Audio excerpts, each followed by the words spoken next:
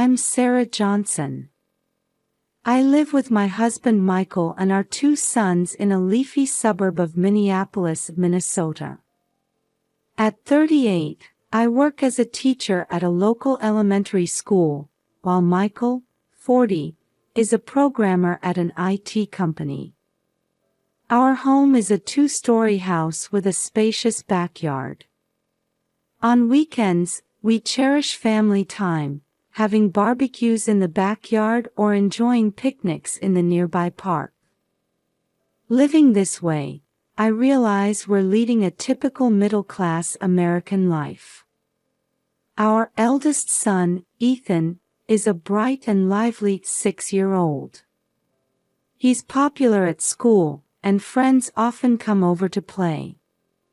But Ethan has a special ability that other children don't. Sometimes, he can read people's minds or foresee future events. At first, we thought Ethan's predictions were just coincidences or products of a child's imagination. But an incident when he was 4 years old dramatically changed our thinking.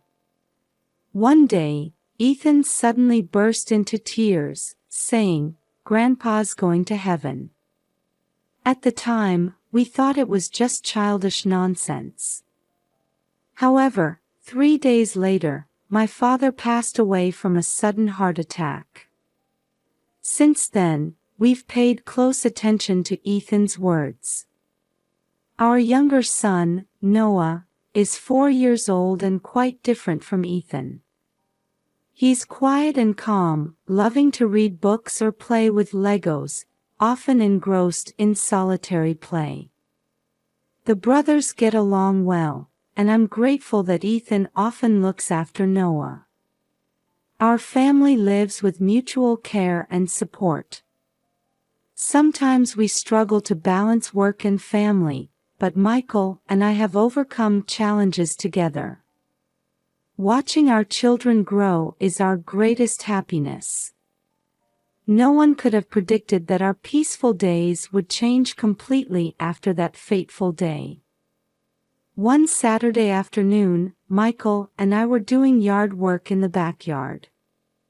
Ethan and Noah were playing inside the house as usual. Suddenly, Ethan came running out to the yard, crying, "Mom! Dad! Noah's gone."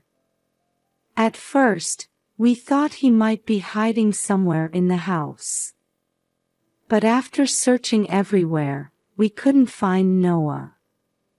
Anxiety began to spread in my chest. Michael and I split up to search the neighborhood, but Noah was nowhere to be found. Panicking, I called 911. The police arrived and took details about Noah's disappearance. A search began immediately, with neighbors helping out. Hours passed, but Noah wasn't found. The police started a wider search and asked local media for cooperation. Our entire community mobilized to search for Noah. As night fell, I held a sobbing Ethan, praying for Noah's safety. Michael tried desperately to stay calm, but fear and anxiety were visible in his eyes. "Noah, please be safe," I repeated in my heart. Even the next day, Noah wasn't found. The search continued, with the FBI joining the investigation. We held a press conference, appealing to the public for information about Noah. "Has anyone seen our son Noah? He's 4 years old, with brown hair and blue eyes. He was last seen wearing a blue t-shirt and jeans. Please, any information, no matter how small, could help us find our son." My voice was shaking, but I managed to get the words out. Michael held my shoulder, supporting me. The community's support was heartening. Neighbors brought food and looked after Ethan. The church community held gatherings to pray for Noah's safety. However, as days passed, we felt hope fading. The police reports were always the same, no new leads. Ethan started crying at night, saying he could sense Noah was scared. We tried to comfort him, but Ethan's words filled me with fear too. A week passed, then a month, and then a year. The search was scaled back, and media interest waned. But we never gave up. We kept putting up Noah's pictures around town and spreading information on social media. Every night, I went to Noah's room, hugging his stuffed animals and praying. "Noah, Mommy will keep looking for you. We'll find you, I promise." Our family changed a lot over this year. We smiled less and talked less. Ethan became less active, and his teacher told us he had become quieter at school. Michael and I's relationship was also strained by stress. We didn't blame each other, but grief and anxiety seemed to build a wall between us. Still, we couldn't give up hope. We believed Noah was safe and kept waiting for the day he would return. About a year after Noah's disappearance, Michael's sister Jessica came to visit us for the first time in a while. She hadn't shown her face much, probably sensing our grief. The doorbell rang, and when I opened the door, Jessica was standing there. "Sarah, it's been a while. How are you?" She smiled gently at me. "Jessica, thank you for coming. Please, come in," I invited her inside. In the living room, Ethan was watching TV. He looked a bit confused when he saw his aunt but quickly said, "Hello, Aunt Jessica." As Jessica approached Ethan to hug him, his expression suddenly changed, and he shouted, "This woman is hiding my brother." Those words froze me, Jessica, and Michael, who had just entered the room. Ethan was trembling, standing behind me as if hiding. "Ethan, what are you saying?" I asked, trying to stay calm despite my shock. "Noah is at Aunt's house." "I can tell," Ethan answered with a serious expression. Jessica's face turned red. "What are you saying?" "That's impossible," she raised her voice. The atmosphere in the room instantly became tense. Michael looked confused, glancing back and forth between his sister Jessica and son Ethan. I felt my mind go blank. Remembering Ethan's strange ability, I struggled with whether to believe his words or think rationally. Michael sighed deeply and said, "Jessica, I'm sorry, but could you go home today? We need to talk as a family." Jessica was clearly upset but nodded and left. After she was gone, we were left in a heavy silence. "Michael, what should we do?" I asked my husband, seeking help. Michael ruffled his hair as he answered, "Honestly, I don't know. Should we believe Ethan's words, or?" We felt the complexity of American family relationships acutely. The difficulty of doubting blood relatives, the heart wavering between a child's intuition and adult rationality. There were no easy answers to these issues. Ethan looked at us with tears in his eyes. "Mom, Dad, please believe me. I'm not lying." I hugged Ethan and said, "We understand, honey." Mom and Dad will think about this seriously. That night, after the children were asleep, Michael and I talked for a long time. We couldn't completely ignore Ethan's words. However, we also wanted to avoid unjustly suspecting family. Sarah, if Ethan's words are true. Michael's voice was shaking. But to suspect Jessica without evidence. I couldn't hide my hesitation either. We also considered American laws and social norms. The danger of suspecting an innocent person, but at the same time, the idea that children's safety should be the top priority. In the end, we didn't reach a conclusion that night. But we knew we needed to take some action. The next morning, we made a decision. Directly confronting Jessica was too risky. We decided to start by investigating discreetly. Michael took a day off work to look around Jessica's house. I decided to casually ask around the neighborhood. Before leaving the house, we told Ethan, "We believe your words. But we need to act carefully. Do you understand?" Ethan nodded, looking relieved. "Yes, I understand. I hope we can help Noah." Our investigation began. Between family bonds and truth, we set out to find answers. After several days of investigation, we made a decision. We would visit Jessica's house directly and search her garage. In American suburbs, it's common for houses to have large garages. Jessica's house was no exception. On a Saturday afternoon, Michael and I headed to Jessica's house. Feeling my stomach knot with tension, I rang the doorbell. After a while, Jessica appeared with a confused expression. "Sarah, Michael. What's wrong?" Her voice held a note of caution. Michael took a deep breath and said, "Jessica, can we see your garage?" The color drained from Jessica's face. "Huh? Why?" "We're concerned about what Ethan said," I added in a small voice.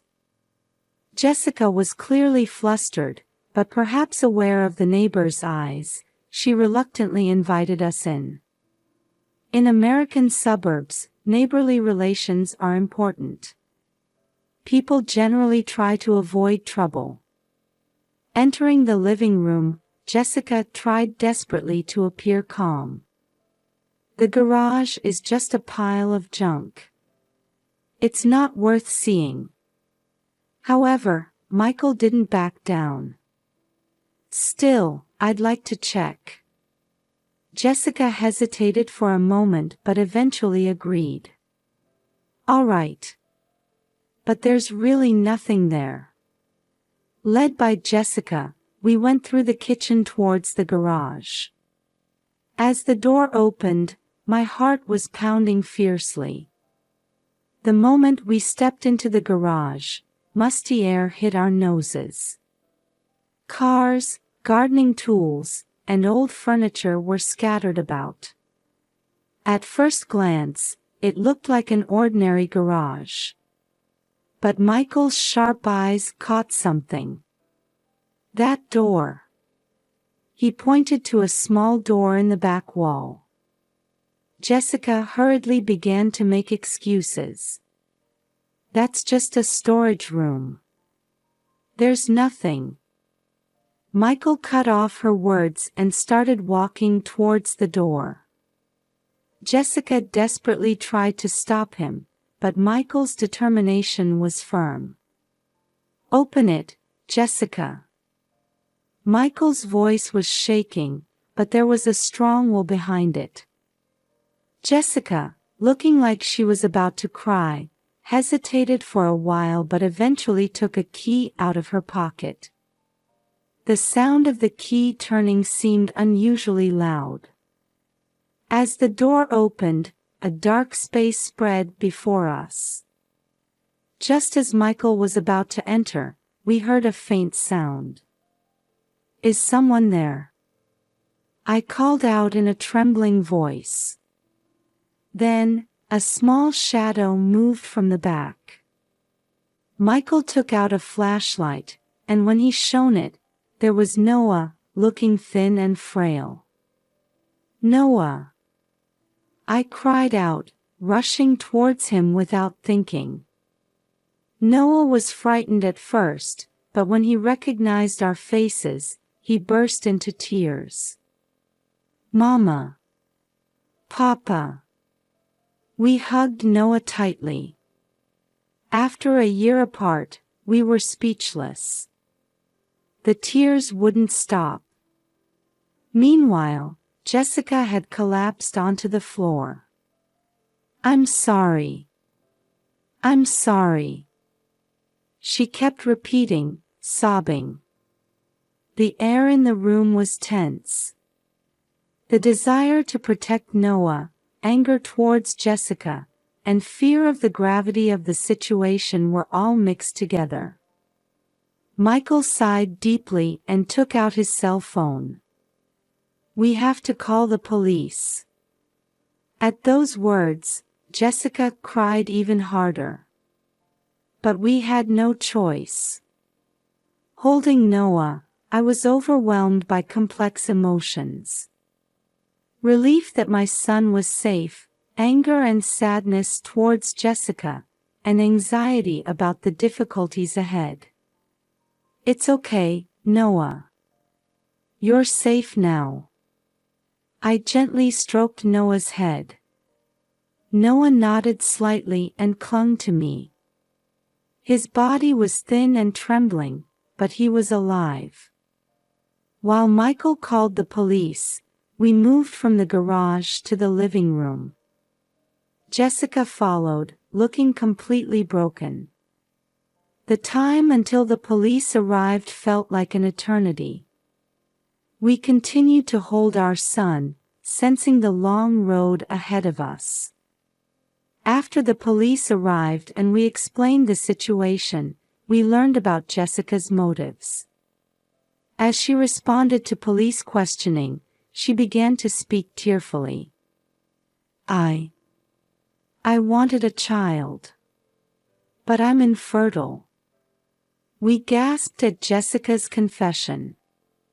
In American society, many couples struggle with infertility. Despite advances in medical technology, the emotional and financial burden is significant, and many people suffer. Jessica continued, "Even after treatment, it didn't work. But everyone around me had children." We could feel the weight of social pressure in her words. When I saw Noah, impulsively, she covered her face and began to cry violently. Listening to this confession, I keenly felt the challenges of mental health in American society. With appropriate counseling and support, perhaps this tragedy could have been prevented. Michael sighed deeply. "Jessica, why didn't you talk to us?" She answered in a small voice, "I was ashamed.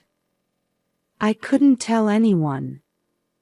This incident highlighted the importance of family communication and the need for social understanding of mental health issues. After Noah's rescue, we headed to the hospital. While he was being examined by doctors, people from the community gathered in the hospital lobby.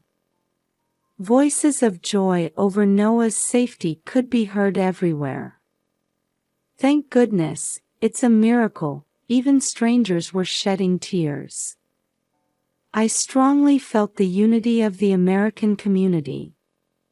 It's in difficult times that people support each other. The doctor informed us that Noah's physical condition was relatively good, but psychological care would be necessary. Professional support is crucial, the doctor emphasized. When we returned home, neighbors brought food and necessary supplies. Church groups also visited, offering spiritual support. Ethan was overjoyed to be reunited with his brother, jumping up and down. "Noah, I'll never let you go again," he said, hugging him tightly. It warmed my heart. Through this experience, I deeply felt the importance of professional care and community support. I realized that while a single family might not be able to overcome such difficulties alone, with help from others, we can overcome anything. Several weeks after the incident, our family was gradually trying to return to normalcy. However, the impact of the trauma was significant, especially with Noah's continued night terrors. During this time, Jessica's trial was also progressing. The court, considering her mental state, ordered treatment in a mental health facility rather than prison. While we had mixed feelings, we tried to understand that this was the best path for Jessica. In America, family therapy and counseling are common in such situations. We too began our journey of recovery, guided by professional advice. Once a week, the whole family visits a therapist. There, we put our feelings into words and understand each other's pain. When Ethan confided, "I want to cry when Noah cries," I felt the depth of our family bond. We also had individual counseling sessions. Noah gradually regained his smile through play therapy. Michael and I also received couples counseling. By frankly discussing our emotional ups and downs and feelings for each other after the incident, our relationship deepened. "Sarah, I'm so glad you're here," Michael said, and I couldn't stop my tears. The American health insurance system was also a great support, allowing us to continue these treatments consistently. There were tough days, but as we all moved forward together as a family, smiles gradually increased. Now, 5 years after the incident, our family has grown significantly. Noah is happily attending elementary school and even excelling on the soccer team. Although he occasionally fears memories of the past, he overcomes them with family support. Ethan has grown into a good big brother who protects his younger sibling, and he's become a trusted figure at school. His special ability is now an important element that deepens our family bond. Michael and I's relationship has become even stronger than before. Overcoming difficulties has deepened our trust and love for each other. Our connection with the community has also strengthened. Interactions with neighbors have become an essential part of our lives. We have more opportunities to express our gratitude, saying, "Thanks to all of you, our family has become stronger." We also realize the importance of America's social support system. Ongoing counseling and participation in support groups continue to aid our recovery. Through this experience, we've learned the importance of family bonds and hope. We believe that with love and mutual support, any difficulty can be overcome. With this belief, we continue to live each day with smiles on our faces.